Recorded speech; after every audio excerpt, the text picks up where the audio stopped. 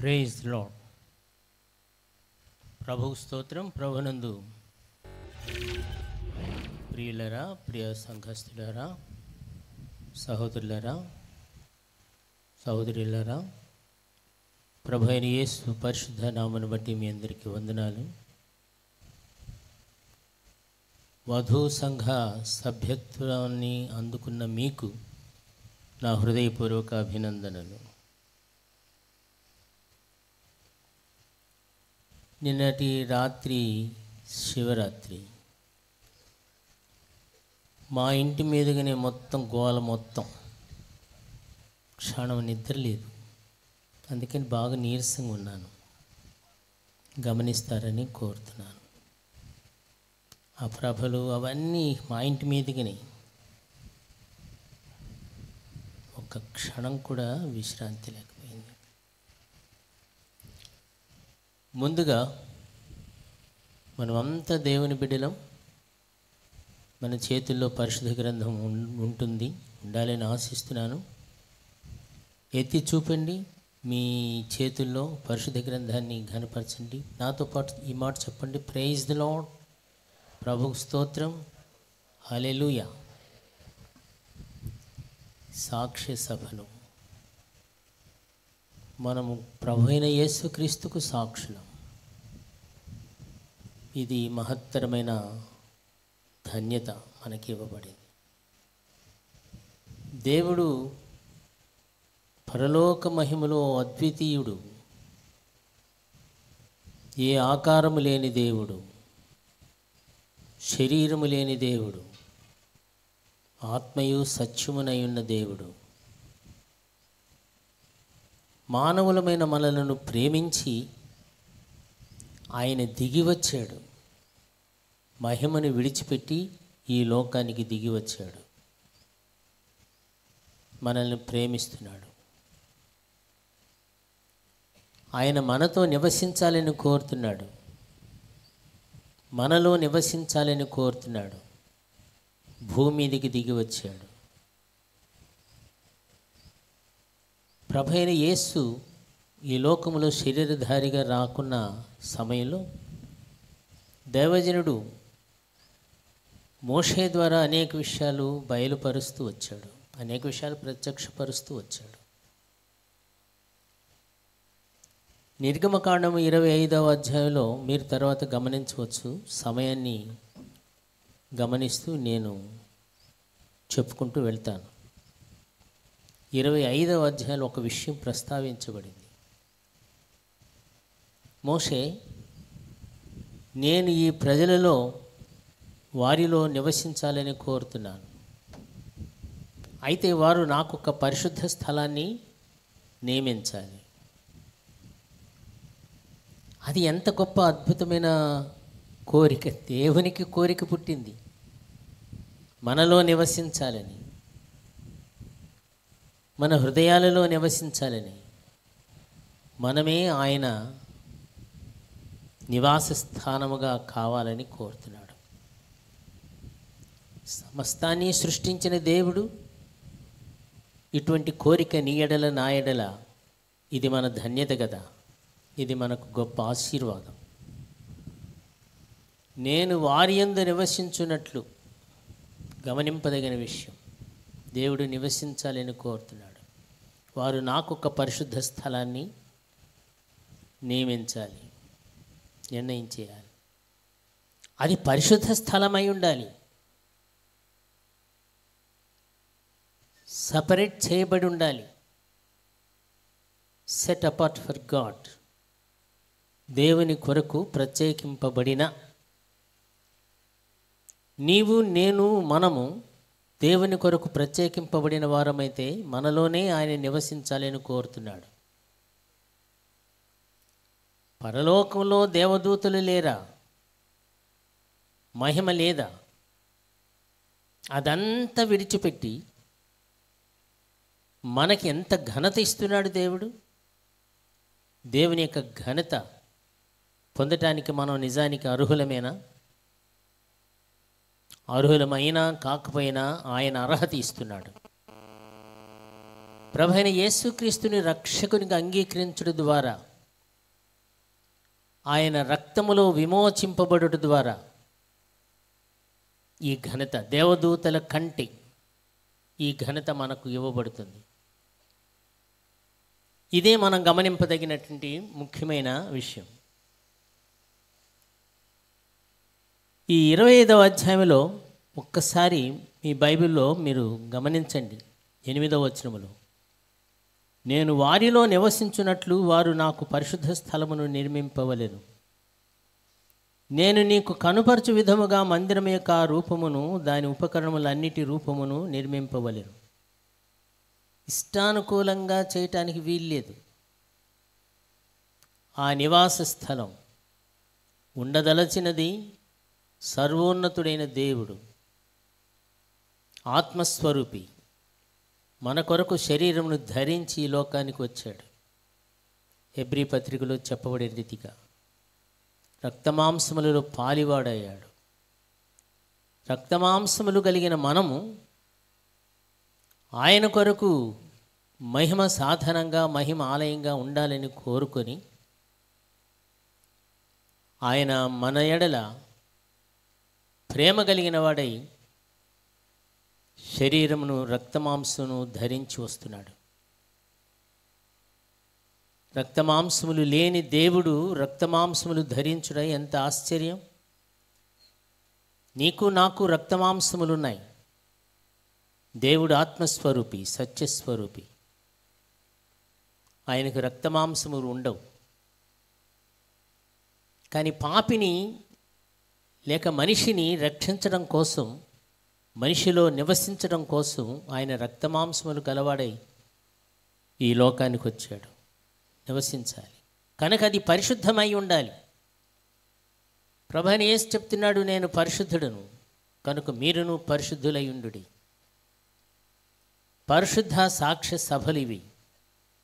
మనము పరిశుద్ధంగా ఉండాలి. దేవుడు పరిశుద్ధుడు. ఈ విషయాన్ని అన్నిటికీ మర్చిపోకూడదు. లోకము నుండి ప్రత్యేకించబడిన వారం, లోక సంప్రదాయము నుండి ప్రత్యేకింపబడిన వారం, లోక సంబంధమైన వ్యక్తిత్వము నుండి మనం ప్రత్యేకించబడిన వారం.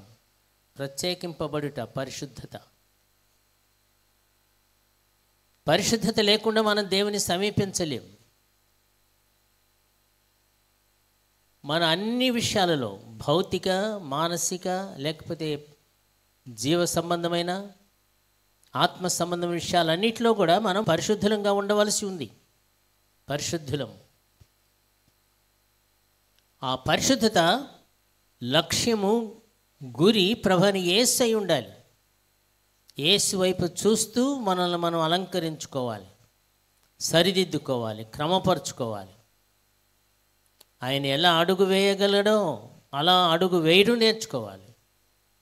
ఎలా మాట్లాడగలడో అలా మాట్లాడటం నేర్చుకోవాలి. ఆయనకు వలె అప్పుడు మాత్రమే. ఎందుకంటే దేవుడు పరిశుద్ధుడు. దేవుని బయలుపరిచిన వాడు ప్రభువైన యేసే. యోహాను స్వార్థికుడు రాశాడు మొదటి అధ్యాయంలో 18వ వచనంలో, 17వ వచనంలో కూడా ఆయన ప్రత్యక్షత, ఆయన రొమ్మున ఉన్న అద్వితీయ కుమారుడైన ప్రభువైన యేసుక్రీస్తు నందు. దేవుని ప్రత్యక్షత ప్రభువైన యేసుక్రీస్తులో చూడగలం. దేవుని యొక్క పరిశుద్ధత ప్రభువైన యేసుక్రీస్తులోనే చూడగలం. దేవుని యొక్క సమాధానం ప్రభువైన యేసుక్రీస్తులోనే చూడగలం. దేవుని యొక్క వ్యక్తిత్వం ప్రభువైన యేసుక్రీస్తులోనే చూడగలం. ఇంకా ఎక్కడ వెతికినా ఈ పరిశుద్ధత మనకు దొరకదు.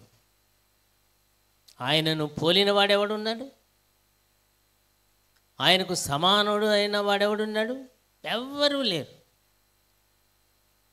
కాగా పరిశుద్ధ స్థలాన్ని నిర్ణయం చేసేటప్పుడు క్రీస్తును కలిగిన వారమై ఉండాలి. ప్రభువైన యేసుక్రీస్తుని రక్షకునిగా అంగీకరించిన వారమై ఉండాలి. యేసుక్రీస్తులో సంపూర్ణతను అందుకునే నిమిత్తమై ఆయనకు అప్పగించుకున్న వారమై, అర్పణగా అయిన వారమై ఉండాలి. అంతవరకు మనకు పరిశుద్ధత అబ్బదు. పరిశుద్ధతను కలిగిన వారమైతేనే తప్ప దైవ ప్రత్యక్షత మనకు రాదు. తండ్రిని బయలుపరిచినవాడు ప్రభు అయిన యేసే. తండ్రి పరిశుద్ధతను బయలుపరిచినవాడు, తండ్రి సన్నిధిని బయలుపరిచినవాడు ప్రభు అయిన యేసే. కాగా యేసుక్రీస్తులో ఆ ప్రత్యక్షతను, ఆ విలువను గమనింపవలసి ఉన్నాం. ఇక్కడ 25వ అధ్యాయంలో దేవుని యొక్క ప్రత్యక్షత ఒక అద్భుతమైన రీతిగా దైవజనుడైన మోషేకు అభివ్యక్తం చేయబడింది. దేవుడు మాట్లాడాడు. ఒక మందిరం లేక ఒక ఆలయం, ఒక ఆవరణ సూచించాడు. ఈ ఆవరణలో మొదటిగా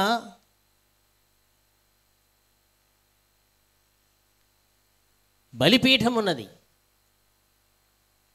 బలిపీఠం మోషే కాలము నాటి మోషే ప్రత్యక్షత సంబంధించిన దానిని మనస్కరించి చెప్తున్నాను, మీ ముందుకు వస్తున్నాను. తర్వాత కాలంలో సొలొమోను, హేరోదు మొదలైన వారు నిర్మించారు. వాటి జోలికి నేను పోవడం లేదు.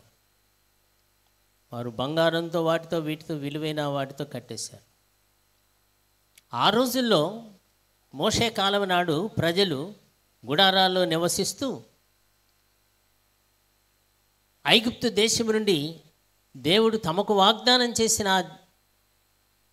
ఆ పాలస్తీనా దేశం వైపు వస్తున్న సమయం అది. గుడారాల్లో నివసిస్తున్నారు. దేవుడు కూడా గుడారములోనే నివసించాలని కోరాడు.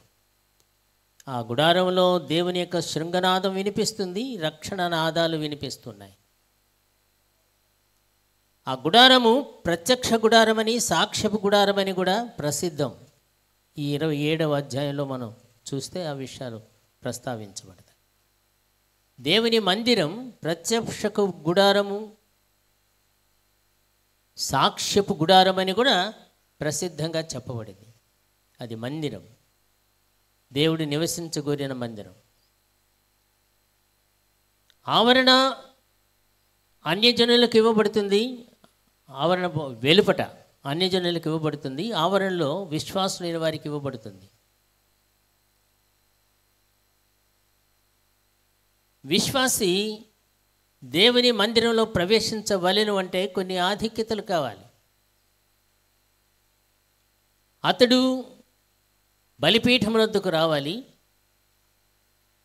మన కొరకు బలి అర్పణ అయిపోయినటువంటి ప్రభువైన యేసు క్రీస్తును సూచిస్తున్న బలిపీఠాన్ని గమనిద్దాం. మోషేతో చెప్తున్నాడు, అది ఇత్తడి రేకుతో కప్పబడిన చెక్కతో నిర్మితమైనటువంటి బలిపీఠం. ఇత్తడి రేకుతో కప్పబడాలి. మంచి మందంగా ఇత్తడి రేకుతో కప్పబడి ఉండాలి. ఎందుకంటే బలిపీఠం మీద బల్యర్పణ, రక్త ప్రోక్షణ జరుగుతుంది. అక్కడ బలిపీఠం మీద అర్పణ దహించబడుతుంది. అగ్నిని తట్టుకోగలిగిన శక్తి ఇత్తడికి ఉంది. అది చెక్కతో నిర్మించబడింది. అది ఇత్తడితో కప్పబడింది. ఇత్తడి దేవుని తీర్పును సూచిస్తుంది. మనకు తెలుసు, వారి ప్రయాణ సమయంలో సర్పదష్టులైనటువంటి వారు చనిపోతుంటే, పాము కరిచి చనిపోతుంటే, వారికి నిరీక్షణ కారణంగా ఎత్తబడిన సర్పాన్ని, ప్రభువైన యేసుక్రీస్తు కూడా చెప్తాడు. ఎత్తబడిన సర్పాన్ని గురించి ప్రస్తావిస్తాడు ఆయన మొదటి అధ్యాయంలో యోహాను సువార్తలో.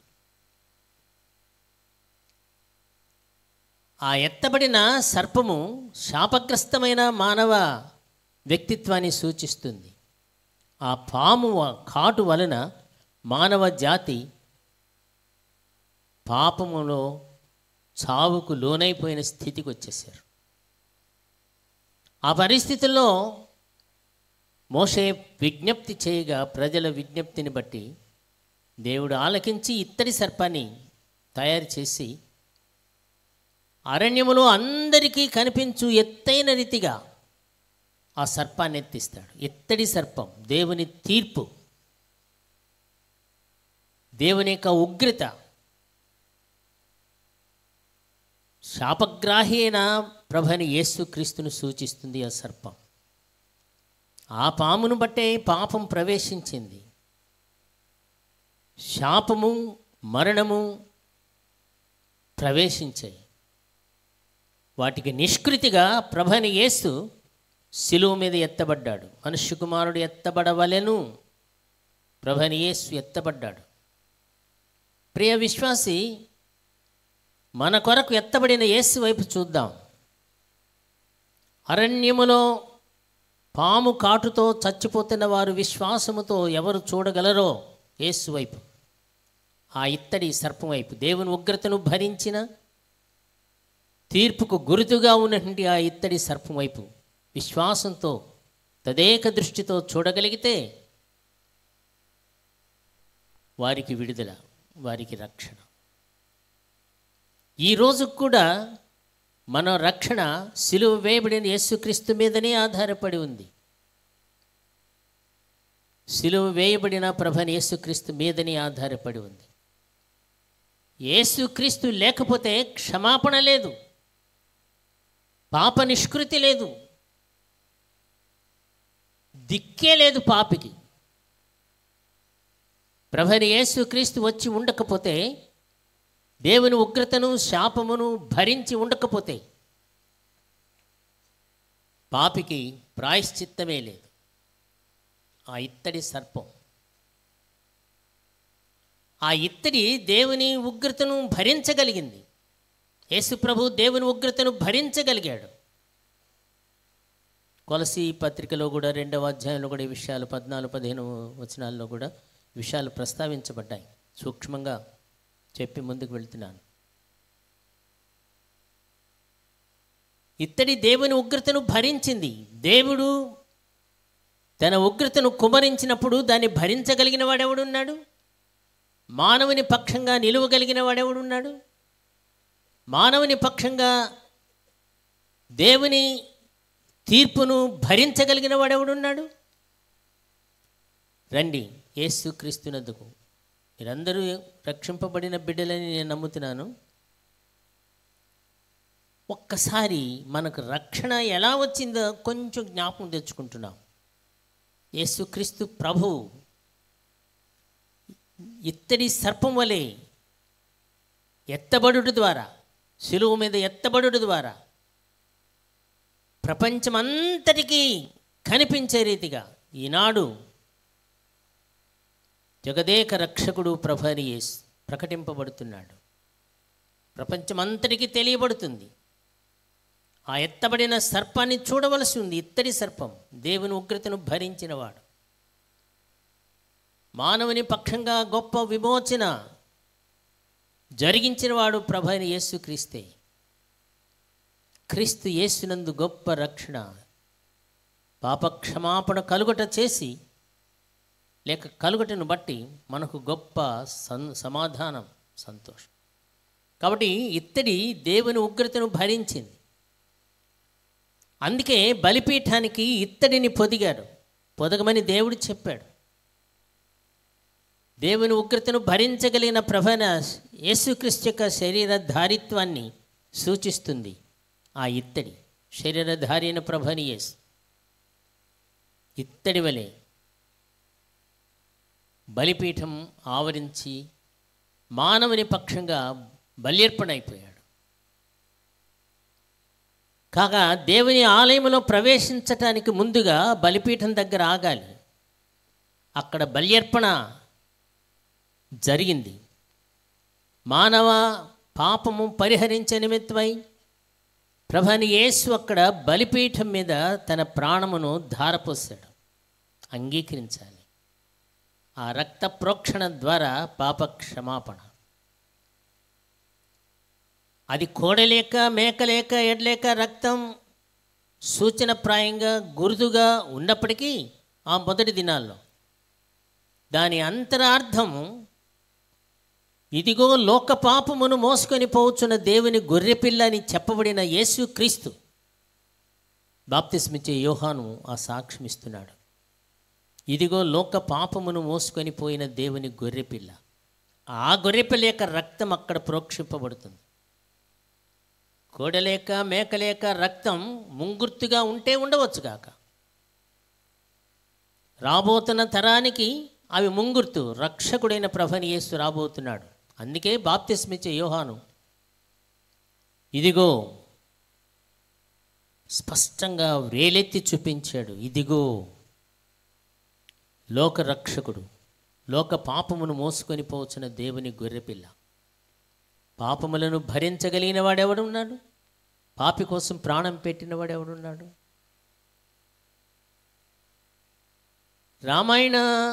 వాల్మీకి రామాయణ కావ్యకర్త, కావ్య నాయకుడు కీర్త్యర్థం సమారంభ అప్యహం జీవితం జహ్యామన్నాడు. ఇది చదివినప్పుడు నాకు చాలా ఆశ్చర్యం వేసింది. ప్రియులైన సోదరులారా, తన సహోదరులతో చెప్తున్నాడు, తాను ఆ జీవితాన్ని ఆత్మార్పణ చేసుకోబోతున్నాడు, ఆత్మహత్య చేసుకోబోతున్నాడు. ఒక మాటలో చెప్పాలంటే చదవండి, వాల్మీకి రామాయణం మనకు అందుబాటులో ఉంది. అయితే సోదరులారా, కీర్త్యర్థంతు సమారంభ, కీర్తి కొరకు సమాయత్తపడండి. అప్యహం జీవితం జహ్యామి, నేను కీర్తి కొరకు నా జీవితాన్ని ధారపోస్తాను అన్నాడు. ఆయన గొప్ప నాయకుడు, గొప్ప కావ్య నాయకుడు, గొప్ప పురాణ పురుషుడు. ఏమంటున్నాడు? కీర్తి కొరకు ప్రాణాన్ని ధారపోస్తాను అన్నాడు. అతనికి కావాల్సింది కీర్తి, కీర్తి ప్రఖ్యాతులు. దాని కొరకు ప్రాణాన్ని ధారపోస్తాను, మీరు కూడా సమాయత్తం కండి. అయితే నాకు చాలా ఆశ్చర్యం అనిపించింది. ప్రభువైన యేసు పాపులను రక్షించుటకు మనుష్య కుమారుడు ఈ లోకానికి వచ్చాడని చెప్పాడు. నశించుచున్న దాన్ని వెతికి రక్షించుటకు క్రీస్తు యేసు ఈ లోకమునకు వచ్చాను. ఎంత వ్యత్యాసం ఉన్నది! పాపి కొరకు ప్రాణాన్ని ధారపోస్తానన్నవాడు నశించిన దానిని వెతికి రక్షించుటకు మనుష్య కుమారుడు వచ్చాడు. ఆయన ఎందుకు వచ్చాడు? శరీరధారిగా నశించిపోతున్న పాపిని రక్షించేందుకు. తన కీర్తి కోసం కాదు, తన ప్రఖ్యాతి కోసం కాదు, తన గొప్పతనం కోసం కాదు, పాపి కొరకు. ఎందువలన? పాపికి రక్షణ అవసరం. పాపిని రక్షించగలిగిన వారు ఎవరూ లేరు. కోడలేక మేకలేక రక్తం విమోచింపలేకపోయింది. కోడలేక మేకలేక రక్తం విమోచింపలేకపోయింది. ఎనిహౌ రక్త ప్రోక్షణం ఆవశ్యకం. రక్త ప్రోక్షణ అవశ్యంగా జరగాలి. ఏ రక్తం? తద్ రక్తం పరమాత్మైన పుణ్యదాన బలిదానం, బలియాగం. అది పరమాత్మ చేత పుణ్యదానంగా అర్పించబడాలి. అదేలా సాధ్యం? పరమాత్మకు రక్తం ఎక్కడుంది? అయితే ఆ రక్తం చిందించబడకుండా అది మాత్రమే పరిశుద్ధమైన రక్తం. ఆ దినాల్లో రక్త ప్రోక్షణ ఆవశ్యకమని గ్రహించినటువంటి వారు ఎందరో బలి అర్పణ చేస్తూ వచ్చారు, బలిదానం చేస్తూ వచ్చారు, అర్పణ చేస్తూ వచ్చారు. ఒకానొక గొప్ప నాయకుడు, భారతంలో చెప్పబడిన నాయకుడు, ఈనాడు భారతదేశం చర్మణవతి అనే నది ఉన్నది. ఆ నాయకుడు ఏం చేశాడంటే, పుణ్యం కోసం, మోక్షం కోసం, తన పాపములు పరిహరింపబడే నిమిత్తమై వేల కొలది మేకలను, ఎడ్లను వధిస్తూ రక్తాన్ని చిందిస్తూ వచ్చాడు. రక్తాన్ని చిందిస్తూ వచ్చాడు వేల కొలది. ఆ రక్తం ప్రవహించగా, ఆ రక్తం నది వలె ప్రవహించగా చర్మణవతి, ఆ చర్మములన్నీ ఒడ్డుగా వేస్తే చర్మణవతి అనే నదిగా ఇప్పుడు పేరు ప్రఖ్యాతులతో ఉన్నది. ఆ మధ్యకాలంలో ఆవిడ ఎవరో ఎమ్మెల్యేగా పోటీ చేసి గెలిచింది కూడా, దోపిడీ రాణి. ఆవిడ పేరు మర్చిపోయాను, కానీ మీలో తెలిసి ఉంటుంది తప్పనిసరిగా. పూలందేవి. అదే ఆ ప్రాంతంలో చర్మణవతి ఆ భారత నాయకుడు వేల కొలది ఎడ్లను మేకలను వధిస్తూ వచ్చాడు. తృప్తి లేదు. పాపక్షమాపణ జరిగితే కదా తృప్తి, సమాధానం. తృప్తి లేదు. కానీ గొర్రెపిల్ల, దేవుని గొర్రెపిల్ల అయిన యేసు యొక్క రక్తం సమాధానం ఇచ్చింది, పాపక్షమాపణ ఇచ్చింది, నెమ్మది ఇచ్చింది. అద్భుతమైన సమాధానం కలిగింది యేసు ప్రభు యొక్క రక్తం. ఎందువల్లంటే ఈ రక్తం వేరు, ఆ రక్తం వేరు. నీ రక్తం వేరు, నా రక్తం వేరు. నేను మనిషినే, నీవు మనిషివే. రక్తంలో తేడా ఉంది. ఏ గ్రూప్ అని, బి గ్రూప్ అని ఇలాగూ రక్తంలో భేదం ఉన్నది. మానవ రక్తం వేరు, ప్రభు అయిన యేసుక్రీస్తు ధరించిన రక్తం వేరు. మానవ రక్తం ఎంత చిందించబడినా పాపక్షమాపణ రాలేదు, సమాధానం రాలేదు. మనుషులను నరబలి చేశారు, బల్యర్పణ చేశారు. రక్త ప్రోక్షణ శ్రేష్టమైనది, నర రక్త ప్రోక్షణ అయితే ఇంకా మంచిది అనుకున్నారు. సునశ్శేపుని అందుకే వధించడానికి పూనుకున్నాడు వాళ్ళ నాన్న. పాపక్షమాపణ. ఒక మనిషిని వధిస్తే అతని రక్తం శ్రేష్టమైనది గనక అతనికి ఇంకా ఎక్కువ పుణ్యలోకాలు వస్తాయని, పుణ్యలోకాల కోసం వారు ఎంత తాపత్రయపడ్డారు. ప్రియ సహోదరుడా, సహోదరి, ఈ రాత్రి, ఈ మధ్యాహ్నం వేళ దయచేసి గమనించండి. ఈ రక్త ప్రోక్షణ మనుష్య సంబంధమైన రక్త ప్రోక్షణ అయితే సమాధానమే లేదు, శాంతి లేదు, రక్షణ లేదు, పాపక్షమాపణ లేదు, నిరీక్షణ లేదు. కానీ 2000 సంవత్సరాల నాడు ప్రభువైన యేసు నీ కొరకు, నా కొరకు, మన కొరకు, కీర్తి కోసం కాదు, మోక్షం కోసం కాదు, పరలోకం కోసం కాదు, నశించిన దానిని వెతికి రక్షించుట కోసం, సమాధానం లేని వ్యక్తులకు సమాధానం ఇచ్చేందుకు, రక్షణ లేని వారికి రక్షణ ఇచ్చేందుకు ఆయన శరీరమును ధరించి ఈ లోకానికి వచ్చాడు. అది ఎంత గొప్ప ధన్యత! పాపులమైన మన మీద ఈ గొప్ప ధన్యత కుమ్మరించబడింది. ప్రభునందు ప్రియులరా, గమనిద్దాం. ఆ ఎడారిలో, ఆ అరణ్య ప్రాంతంలో వారి ప్రయాణ సమయంలో వారికి ఒక బలిపీఠం చూపబడింది. ఆ బలిపీఠం ఇత్తడితో కప్పబడింది. ప్రభు అయిన శరీరధారి అయిన ప్రభుని యేసును సూచిస్తుంది. ఆయన భౌతిక శరీరంను సూచిస్తుంది. తర్వాత గంగాళం ఉంటుంది, పెద్ద గంగాళం. ఆ రక్త ప్రోక్షణ జరిగినప్పుడు రక్తం చిందింపబడుతుంది కదా. ఆ యాజకులకు కానీ విశ్వాసులకు కానీ రక్తం అవుతుంది తప్పనిసరిగా. ఆ గంగాళంలో నీరు ప్రక్షాళన కొరకు యేసు ప్రభు రక్తము పరిశుద్ధమైనది. ఆ రక్తము నీ కొరకు, నా కొరకు చిందింపబడింది. ఆ గంగాళము శరీరధారి అయిన ప్రభుని యేసు, అది కూడా ఇత్తడి గంగాళం.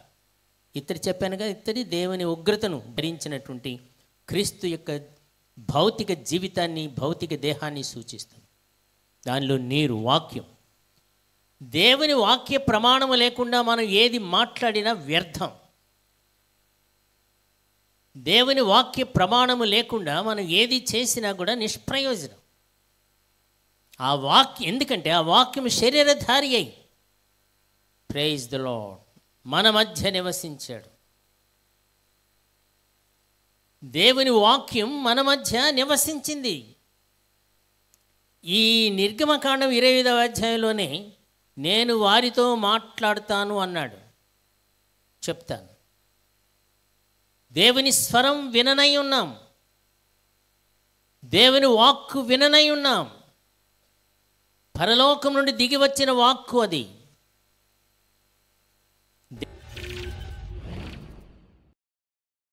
పాపము చేత నశించిపోతున్న పాపుల ప్రాయశ్చిత్తార్థమై, పాప ప్రాయశ్చిత్తార్థమై ఒలికింపబడిన ప్రభు అయిన యేసుక్రీస్తు యొక్క రక్త ప్రోక్షణ సంబంధమైన వాక్యం అది.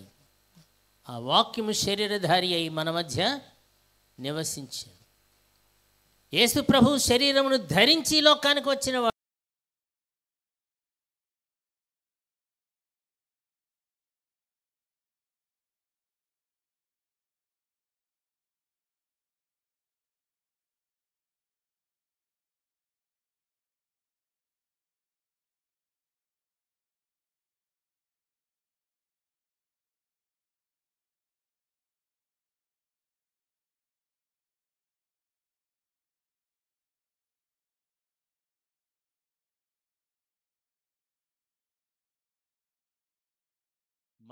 మనలను రక్షించే నిమిత్తమై ప్రభు శరీరమును ధరించి ఈ లోకానికి వచ్చాడు.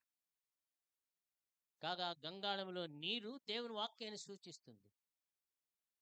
వాక్యానికి ప్రాధాన్యత ఇద్దాం ప్రియుడా, సహోదరుడా, సహోదరి. వాక్యం పేరు చెబుతూ గందరగోళం చేస్తున్నారు ఈ రోజుల్లో చాలా మంది. మాది కరెక్ట్ వద్దు. భిన్న భావాలు, భేద భావాలు వద్దు. బైబిల్ మన చేతిలో ఉంది. బైబిల్ మన చేతిలో ఉంది. వాక్యం చూద్దాం.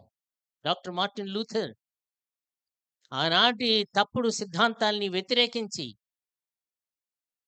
మత గురువులను ధిక్కరించి, నేనిక్కడ నిల్చున్నాను, ఈ విటన్బర్గ్లోని ఇళ్లలో ఒక్కొక్క పెంకు, ఒక్కొక్క దెయ్యమైన నా మీద పడినా సరే, ఎంత ధీరత్వాన్ని ప్రకటించాడు.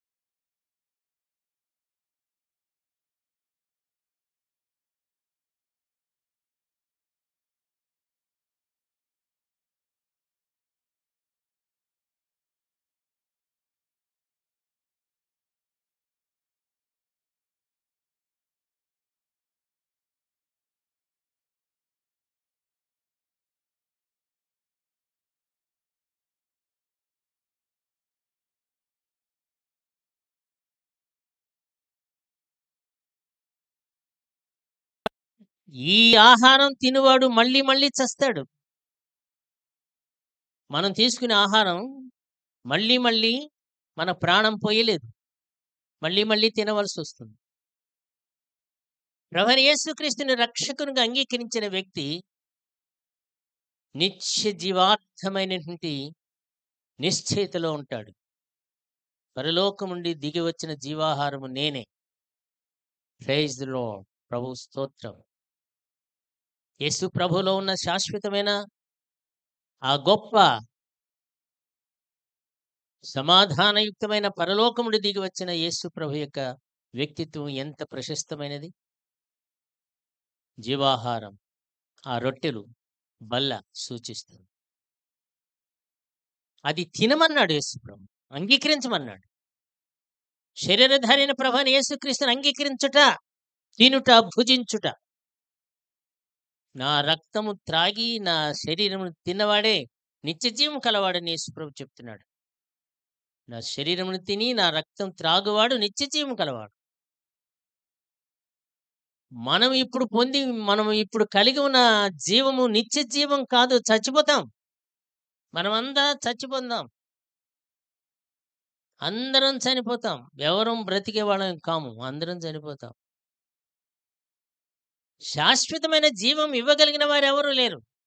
పెద్దయినంటాడు, జాతస్య హి ధ్రువం మృత్యు ధ్రువం జన్మ మృతస్య చ తస్మాదపరిహార్యర్థే నత్వం శోచితుమర్హసి. పుట్టిన వానికి చావు తప్పదు, చచ్చిన వానికి పుట్టుక తప్పదు. ఇది పరిహరించడానికి వీలు లేదు. దాని కొరకు నీవు విచారించవద్దు. విచారించవద్దు అన్నాడు గాని పరిష్కరిస్తానని చెప్పలేకపోయాడు. ఆ మరణ సమస్య నుండి పరిష్కరించి నిత్య జీవం ఇస్తానని చెప్పలేకపోయాడు. ఎందుకంటే తాను కూడా మరణానికి లోనైన వాడే. తాను కూడా మరణానికి లోనైన వాడే. ప్రియులరా, గమనిద్దాం. రక్షకుడైన ప్రభువైన యేసు నిత్య జీవం ఇచ్చే నిమిత్తమై వచ్చాడు. ఇంక ఎన్నడూ పుట్టక చావక, మళ్ళీ పుడుతూ మళ్ళీ చస్తూ ఈ కష్టాలు, ఈ నష్టాలు, ఈ బాధలు, ఈ వేదనలు ఎంతకాలం, ఎన్ని యుగాలు, ఎన్ని జన్మలు. యేసు ప్రభువు పిలుస్తున్నాడు మనలను. మనం వచ్చాం. మీరందరూ ప్రభు యొక్క పిలుపును అందుకొని వచ్చిన వారే. ప్రభునందు సమాధానం పొందిన వారే నేను నమ్ముతున్నాను. ప్రభునందు గొప్ప రక్షణ అందుకున్న వారని నమ్ముతున్నాను. ప్రభువులో ఈ కృప, విశిష్టత, జీవ జల ధారలు ప్రవహిస్తున్నాయి ప్రభువైన యేసుక్రీస్తు యొక్క పరిశుద్ధ నామముందు. పరిశుద్ధాత్మ ద్వారా జీవజల ధారలు, శాంతికరమైన జలముల యొద్ద నడిపించబడుతున్నాం. పుట్టినవానికి చావు తప్పదు, చచ్చిన వానికి పుట్టుక తప్పదు. తస్మాద్ అపరిహార్యర్థే నత్వం శోచితుమర్హసి త్వం న శోచితుమర్హసి. ఎందుకంటే అపరిహార్యము, పరిహరించడానికి వీలు లేదు. పరిహరించడానికి వీలు లేదు. గొప్ప గొప్ప యుగకర్తలకు, నాయకులకు, దేవతలు అనబడిన వారికి పరిహరింపబడటానికి వీలు కాకపోవచ్చు. కానీ జీవము కలిగిన దేవుడైన ప్రభువైన యేసు పరిహరించడానికి ఈ లోకానికి వచ్చాడు. పరిహరించే నిమిత్తమై ఈ లోకానికి వచ్చాడు. పరిహరించాడు. ఎలాగూ తన ప్రాణము పెట్టి. తన ప్రాణము మనకు జీవమై ఉన్నది. ఆయన మాటలో జీవమున్నది, శక్తి ఉన్నది. అది మృతులైన వారిని బ్రతికిస్తుంది, బ్రతికించింది. మనల్ని కూడా బ్రతికించింది. పాపము చేత, అపరాధం చేత చచ్చిన స్థితిలో ఉన్నవారం మనం, దౌర్భాగ్య స్థితిలో ఉన్నవారం మనం. యేసు ప్రభు నామమందు మనం రక్షింపబడ్డాం. నిత్య జీవాన్ని అందుకుంటున్నాం. శాంతి, సంతోష, సమాధానాలు అందుకుంటున్నాం. ఎంత గొప్ప ధన్యత మనకు అనుగ్రహింపబడింది. ప్రియులరా, ఈ గొప్ప జీవాన్ని అందుకుందాం.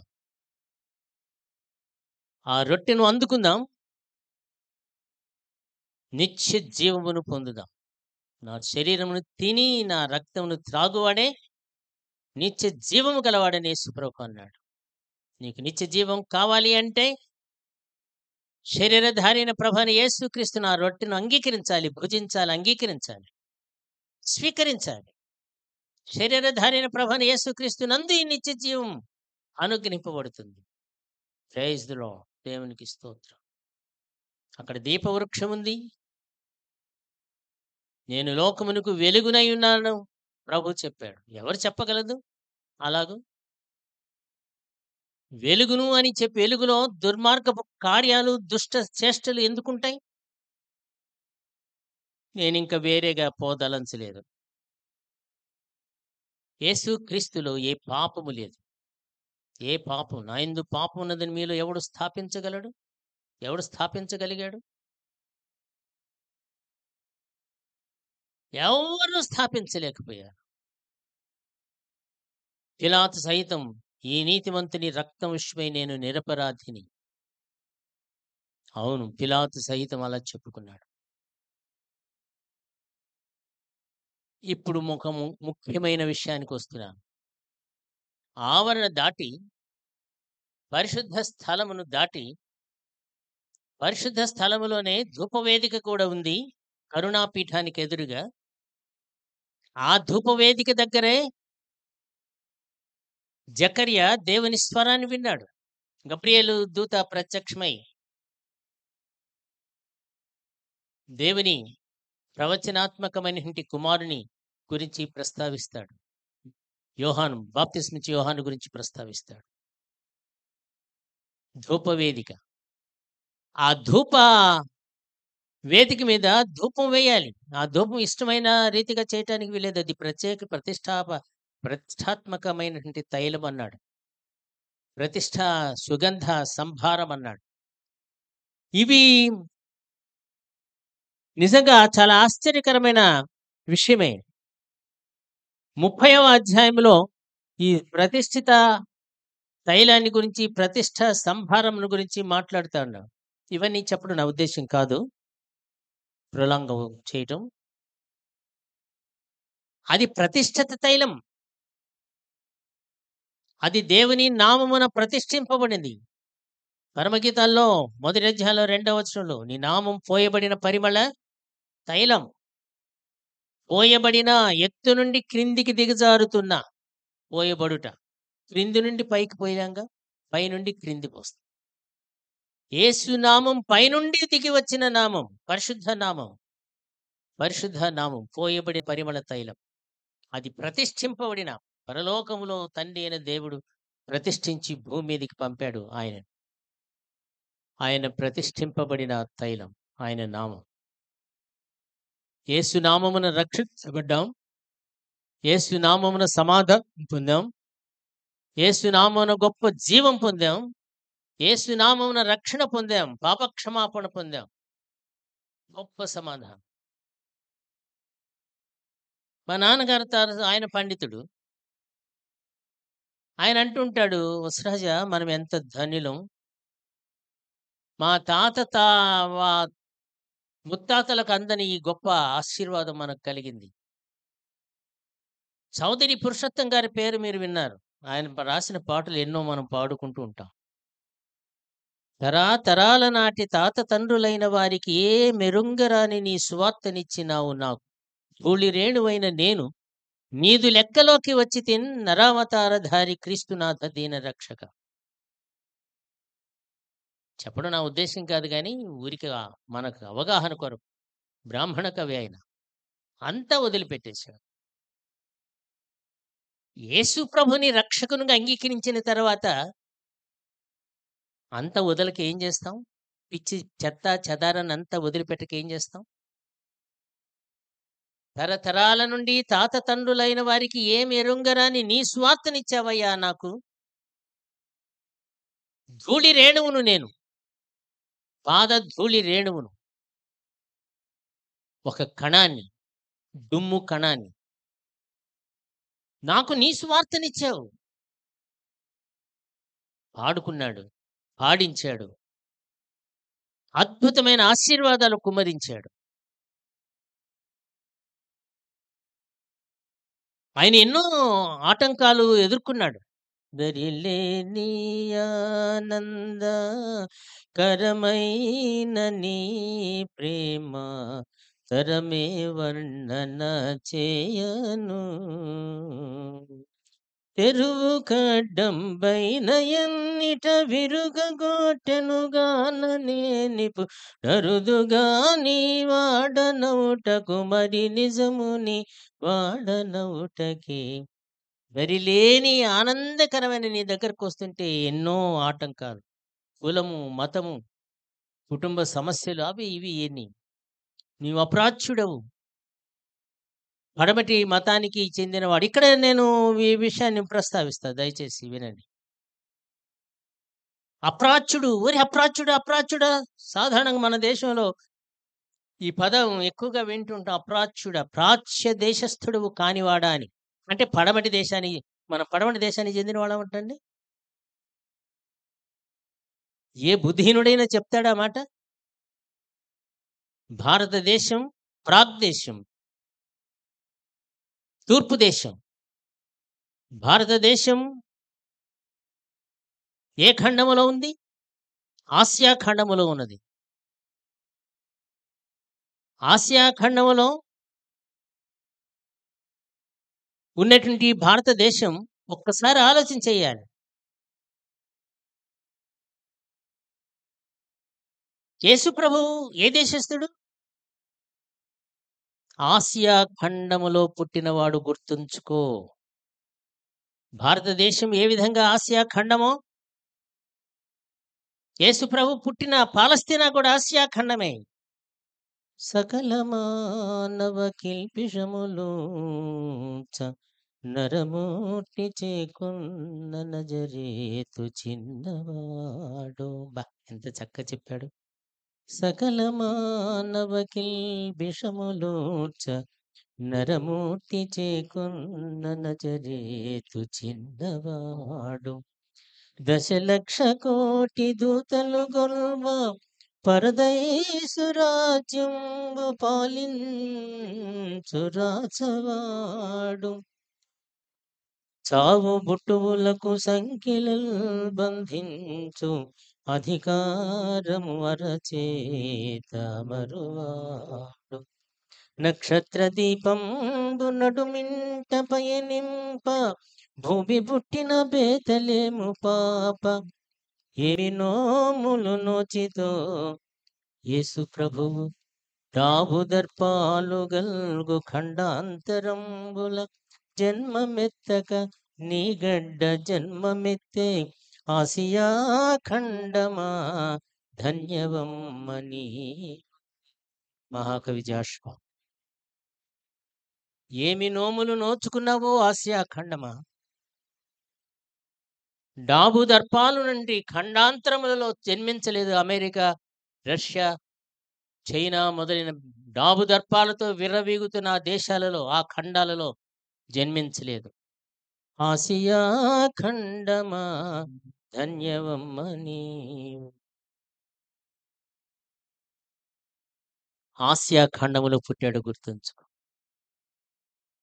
భారతదేశం ఆసియా ఖండం. యేసుప్రభు పుట్టిన బేత్లెహేం ఆసియా ఖండం. ఇది మర్చిపోవద్దు దయచేసి, ఎవరు మర్చిపోవద్దు. అప్రాచ్యులం కాదు మనం, ప్రాచ్యులం, ప్రాగ్దేశానికి చెందిన వారం. అప్రాచ్యులం కాదు. అప్రాచ్యుడు అనేవాడే అప్రాచ్యుడు. వాడికి చరిత్ర జ్ఞానం లేదు, బుద్ధి వివేచన జ్ఞానం లేదు. ఆసియా ఖండములో పుట్టాడు. నేను ఆసియా ఖండములో పుట్టినందుకు గర్విస్తున్నాను. అంటే మానవరీత్యా గర్వానికి కారణం ఏముందండి? మనం అంతా ప్రభు బిడ్డలం అందరం. ఏది యేసు ప్రభుని అంగీకరిస్తే ప్రభు బిడ్డ అవుతాం, అంగీకరించకపోతే దయ్యం బిడ్డ అవుతాం. యేసు ప్రభుని అంగీకరిస్తే, ఆయన రక్తంలో పాప క్షమాపణ పొందితే, పరిశుద్ధపరచబడితే నువ్వు దేవుని బిడ్డవు, లేకపోతే దయ్యపు బిడ్డవే. అంత అటో ఇటో తేల్చుకో. ధూపవేదిక, ఆ ధూపము ప్రత్యేకమైనది. 30వ అధ్యాయంలో వివరిస్తాడు నిర్గమకాండంలో. అలా చేయాలి. యేసు ప్రభు యొక్క నామం ఎటువంటి నామం? ఈ అన్ని నామముల కంటే పైనున్న నామం.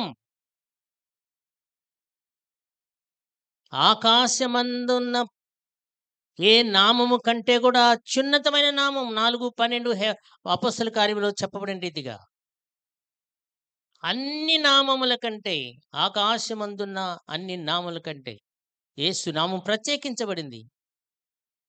ఆయన వ్యక్తిత్వమే వేరు, ఆయన నడకే వేరు, ఆయన మాటే వేరు, ఆయన చూపే వేరు, ఆయన మాటే వేరు, ఆయన జీవితమే వేరు. యేసుతో సమానులెవరు? ఎవరిని చేయగలం? మా నాన్నగారు అదే అంటాడు. యేసు ప్రభువు మన తాతలు, ముత్తాతలు అంతా పుండ్రాక్షాలు పెట్టి అది ఇది మోసి హిందూ మనం హిందువులం, అందులో సందేహం లేదు. మళ్ళీ నేను చెప్తున్నానండి, హిందూ దేశము పుట్టినవారు మనం హిందువులం. ఏది? భౌతికను బట్టి, విశ్వాసమును బట్టి కానే కాదు.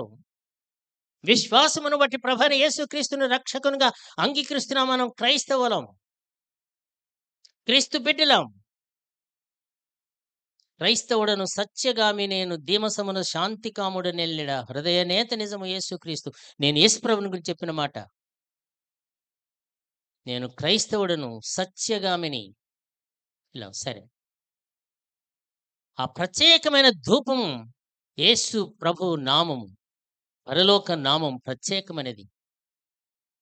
ఈ తర్వాత తెరలు దాటితే నేను చెప్పదలించిన అసలు విషయానికి చెప్పిన సంక్షిప్తంగా చెప్తాను. మీరేం ఫీల్ అక్కర్లేదు. ఆ అడ్డు తెరలు దాటితే దేవుని సాక్ష్యపు మందసం ఉంటుంది, ప్రత్యక్ష గుడారపు మందసం ఉంటుంది.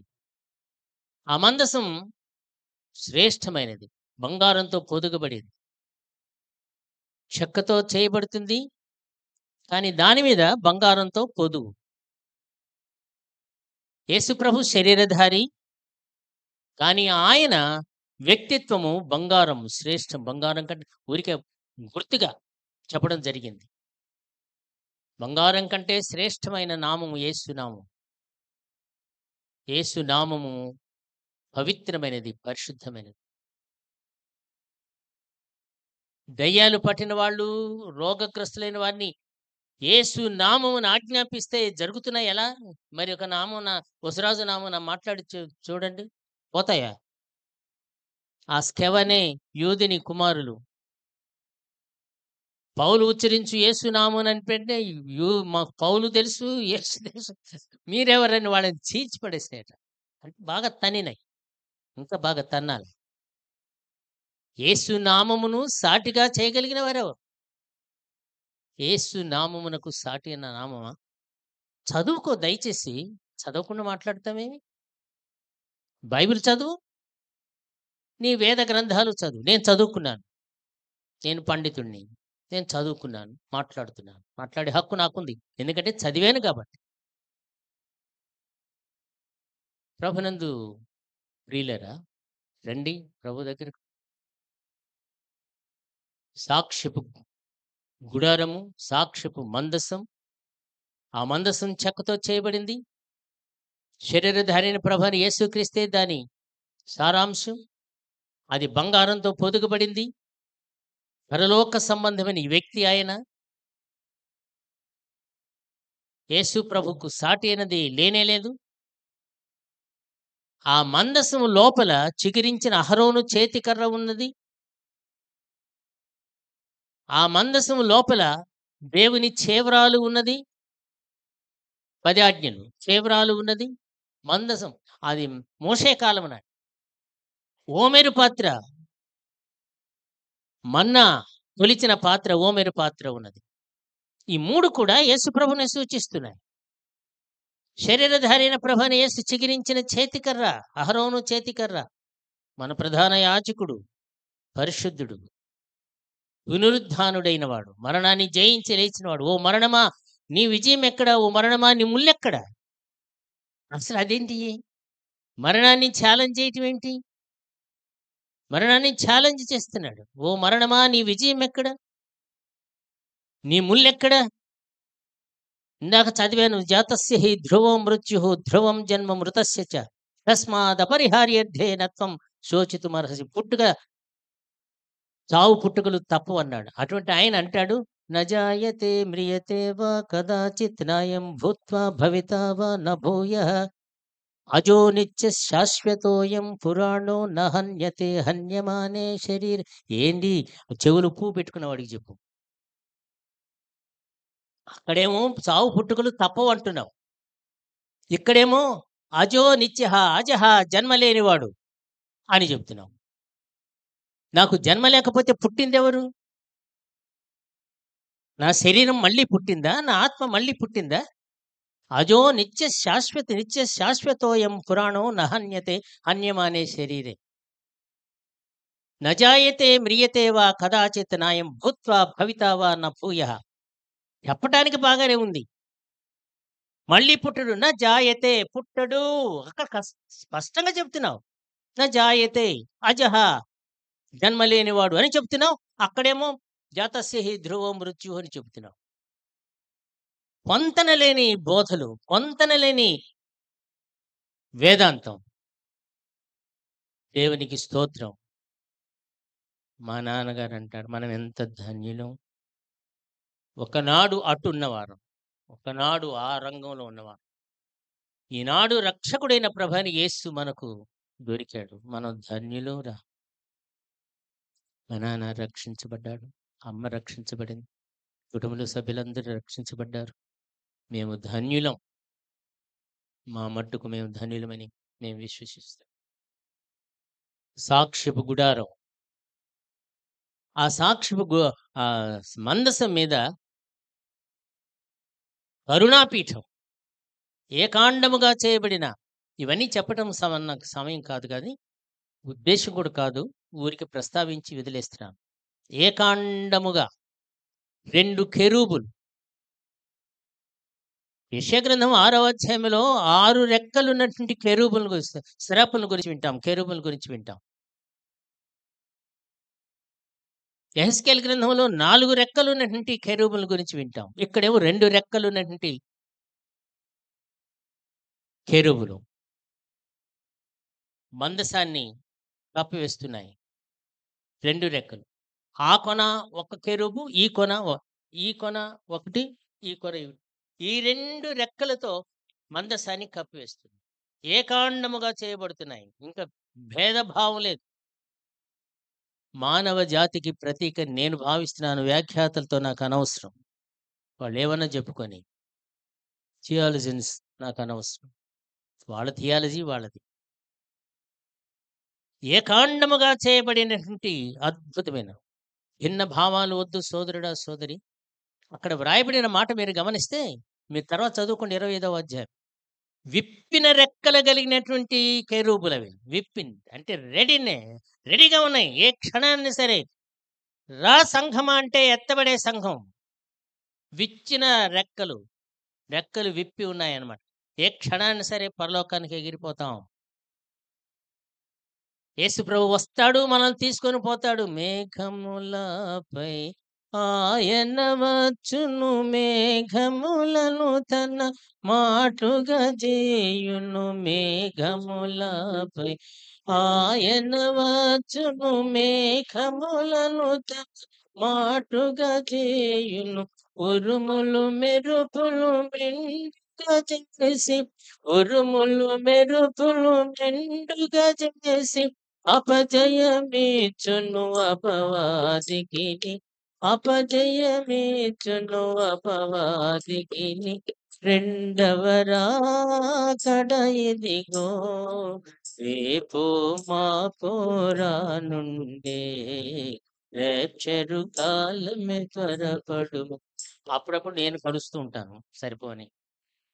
మేఘముల మీద రాబోతున్నాడు ప్రభువైన యేసు. ఎలా ఉంటుందో ఆ గొప్ప దృశ్యం, ఎలా ఉంటుందో. నేను ఎత్తబడుతున్నప్పుడు, విమానం ప్రయాణం చేస్తున్నప్పుడు నాకు ఒక అనుభూతి కలిగింది. అది అసలు కదిలినట్టే అనిపించలేదు నాకు. మేఘం పైకి వెళుతుంది. వెళుతున్నట్టుగా కూడా నాకు అర్థం కాలేదు. మేఘాల మీద దాటిపోతుంది.